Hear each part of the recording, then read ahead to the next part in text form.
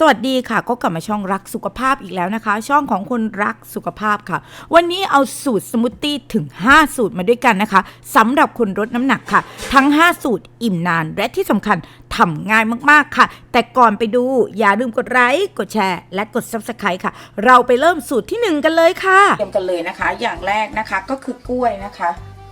เดี๋ยวเราจะใส่กล้วยกันลงไปในปั่นนะคะไว้แต่งหน้าสักนิดนึงนะคะเราจะเริ่มปั่นกันเนาะ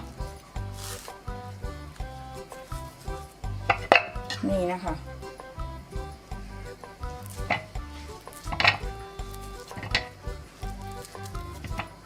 ทิ้งไว้แต่งหน้าสักนิดนึงพอนะคะใส่กล้วยลงไปเรียบร้อยแล้วนะหลังจากนั้นนมค่ะนมสดรสจืดนะคะและตามด้วยนะคะนี่เลยค่ะเจ้าแอปเปิลนะคะจะเป็นแอปเปิลแดงก็ได้เขียวก็ได้นะคะซึ่งแอปเปิลกับกล้วยจะช่วยให้เราอิ่มนานในมื้อเย็นนะคะรวมถึงนะคะถ้าเกิดใครนอนดึกอันนี้ช่วยได้นะคะสำหรับคนลดน้ำหนักแอปเปิลนะคะแล้วก็ทานเปลือกแต่เราต้องล้างให้สะอาดก่อนนะเอาเมล็ดออกนะคะ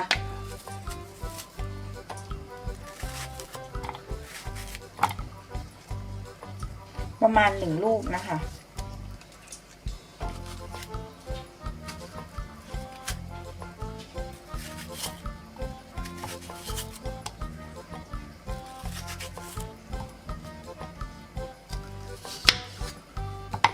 เดี๋ยวเราจะเริ่มปั่นกันค่ะ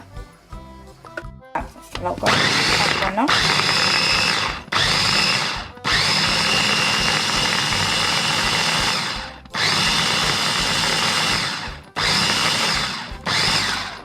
ค่ะเดี๋ยวเสร็จแล้วนะคะเดี๋ยวเราจะเสิร์ฟกันค่ะมาเสิร์ฟกันเลยค่ะ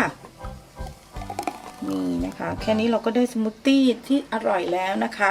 พร้อมดื่มกันแล้วนะคะสำหรับลดน้ำหนักตกแต่งนะคะหน้าสมูทตี้ด้วยนึ่งนะคะ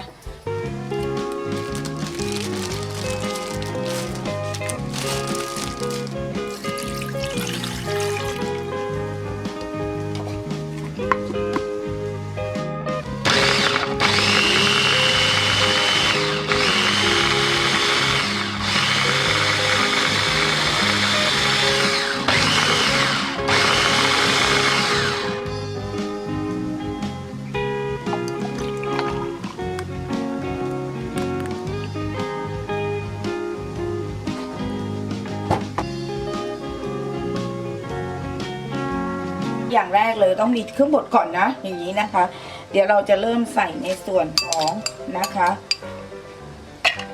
ในส่วนของเจ้าบลูเบอร์รี่นะคะหลังจากนั้นค่ะใส่บลูเบอร์รี่ไปนะ1 ถ้วยตวงนะคะจากนั้นใส่นมสดค่ะ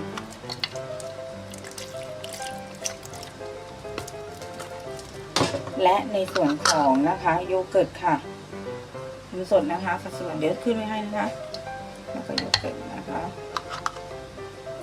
สมูทตี้นะคะและปิดฝาค่ะและปั่นกันค่ะ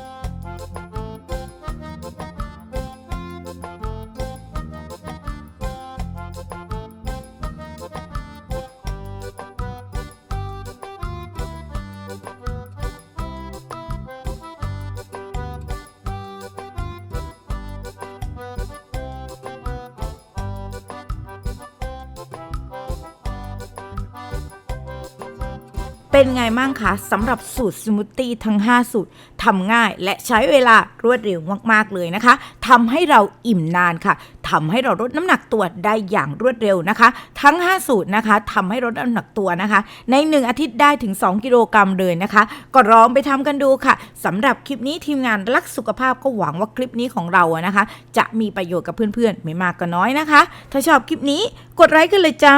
และที่สำคัญอย่าลืมกดแชร์ค่ะเพื่อบอกต่อคลิปดีๆเจอกันใหม่คลิปหน้าสวัสดีค่ะ